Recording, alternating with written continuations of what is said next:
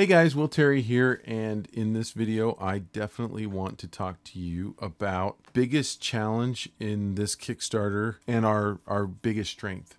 So I want to talk about that. This is part of a playlist called How to Make a Card Game. And so if you're just joining me right now, if this is the first video you're seeing and you're interested in like everything we went through to make this card game and get it launched on Kickstarter and what our plans are in the future, and seeing our sales numbers and our expenses and all the reports, and watching us go through fulfillment on the Kickstarter, this is going to be the video series for you. So in this video, what I want to talk about really quick, I've got the Kickstarter up right here. You can see that we have 15 days to go left. We've got 1,163 backers. One of the things I wanted to share with you guys is, as you know, a lot of you that have been following this know that I've spent a little over $30,000 in Facebook ads by now. That's kind of where our numbers are. And you can see like we're at $47,000. So with the money for Kickstarter, the Kickstarter fee, which is like 10%, so that's going to be like what, $4,700 off the cuff right there. I'm paying Anthony before I pay anybody else. That's part of what I promised him. And then I'm paying, I've got to pay for games out of that to send everybody. And then there's other costs and things like that that's mixed in there, but also, a big chunk, the biggest chunk is the Facebook marketing. So I am not profitable yet. But there's really good news. So I want you to stick with me on this video, and why I think this is really good news. So what I'm looking at right now is that I'm actually banking my money for next year. So one thing we found out was I'm just going to pull up a calculator right here. We had 17,000 people that actually opted in to get notified when we went live on Kickstarter. So these are people that wanted the game, right?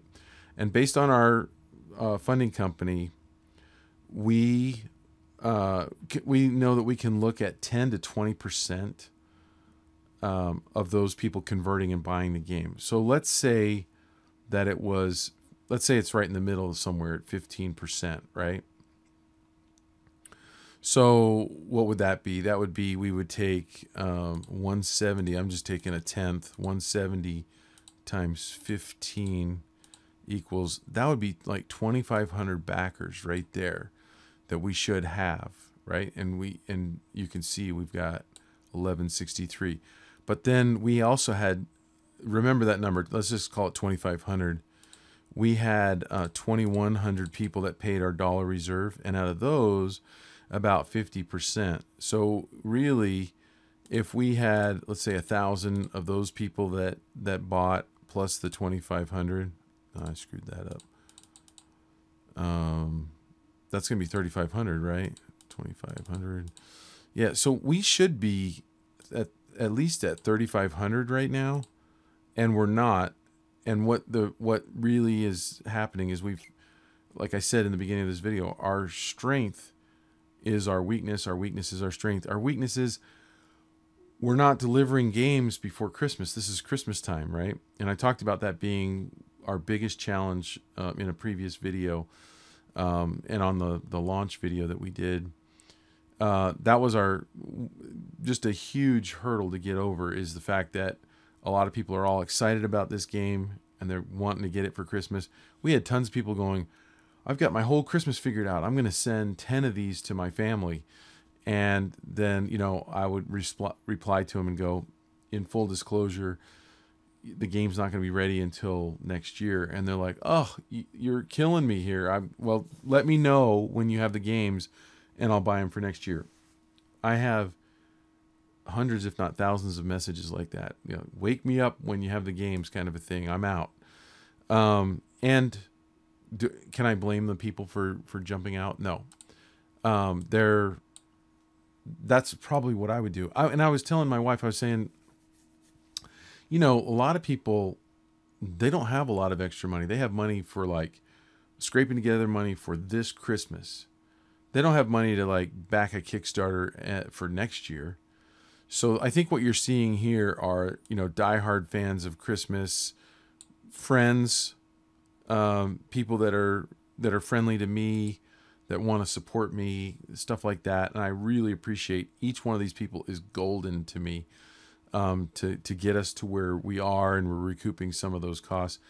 I think my break-even point is actually somewhere around $75,000. And you'd say, well, then why in the world would you put $7,000 as a goal? Well, because I want to make the game, whether I have the money. It's not killing me. I can bank this money for next year. I really want to get what I can to produce the game, and get it going and sell it next year. Now, one of the things that I also wanted to talk about is this weakness. How could it possibly be a strength? Well, the fact that this is a really tough nut to crack, to sell something seasonally, right? Because if we launch right after Christmas so that we have time to print the game and have it ready before Christmas this year so we could send it out, that would have meant that I would have had to come up with money out of my own pocket to print and to advertise. But the bigger problem is not coming up with the money. It's that how many people would be interested in a Christmas game in February or March, because that's when we would have had to start making announcements. And I think we did it right. I think this is still right to do it now, to get people excited about it, to get them learning about it when they're thinking Christmas is coming around the corner, and then have it for next year. So the strength is there's no real competition with a Christmas game, for multiple reasons. I'll get into the second reason, but the biggest reason is it's a seasonal thing. And so people are really going to look to buy this once a year. Now, that's also a strength because there are a lot of Christmas stores out there, some of which who have reached out to us and said, hey, we're interested in buying this game to wholesale to sell retail. Game stores that have reached out to us and say, hey, when will you have the games? Is there enough time to get them here before Christmas? No. Well, put us on your list for next year. So the strength is less competition. And I love being in a situation like that where there's less competition. Another reason there's less competition is because, quite frankly, none of the big companies out there like Disney or Warner Brothers, or if you're talking about games like Hasbro, they can't make a Christmas game. They can't make anything Christmas. Why can't they make anything Christmas? Because they're woke. Because Christmas is off limits. Christmas is, and I could tell you stories. I don't have permission to tell you this one story, but I had a friend who called me up who is a very top shelf illustrator who had a tie-in with a big IP that you've all heard of, a book for middle grade that became a multi-billion-dollar industry from a lady who wrote it from England, and many movies made, and they were going to do a Christmas tie-in, a holiday like Christmas Land in that genre. They did it. It was going to be marketed by a big box store, and then one of the CEOs, or either the CEO or VP, who was following the DEI protocol, the woke stuff, said, well, we can't do Christmas because, hello, it's Christmas. So it got canned. So they're really, this is actually a strength for someone like me who's a self-publisher, where I can do Christmas, and guess what? No one can stop me. And there's a huge constituency out there who would love to buy a Christmas game. So that's just kind of giving you an update on where we are right now. We're halfway through the Kickstarter. It's doing as good as it could with the challenges that we have. We probably will break $50,000, and I'll get a good chunk of my money back, and I'll just wait till next year to be able to send out.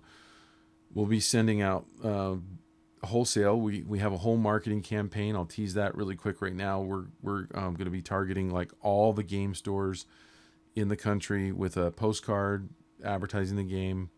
And then we will also advertise to the Christmas only stores for next year.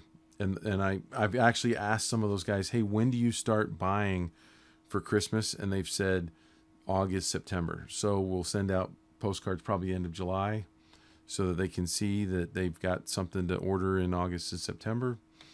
We're going to be doing a whole marketing store, well, making a whole store for Wonky Penguin on Amazon. And that'll be a whole nother area where we market the games. And then we'll also be doing some marketing on TikTok and probably some other things. And so I really do feel like with the number of people that expressed interest in this game who have backed out, we'll be able to hit them. We'll be able to email. I mean, we've got the email list. That's where the $30,000+ went to, was basically buying an email list of 17,000 names plus the 2,100 VIP backers. And the ones that pulled out, that decided they didn't want to buy it this year, a lot of them will probably buy it next year. So that's kind of what we're looking at. Just giving you the full details on everything so that you guys can make good decisions on your projects. If you want to do your own self-publishing project like this, either for a game or a book or a puzzle or whatever it is that you want to do. Also, keep in mind that we do have a class called Self-Publishing Pro at svslearn.com. And if you want information on that, you can go to our website at svslearn.com and just click on search out Self-Publishing Pro. I believe there's a place where you can sign up for the next class. We're actually running that class right now. It's halfway through, but we will run it again next year.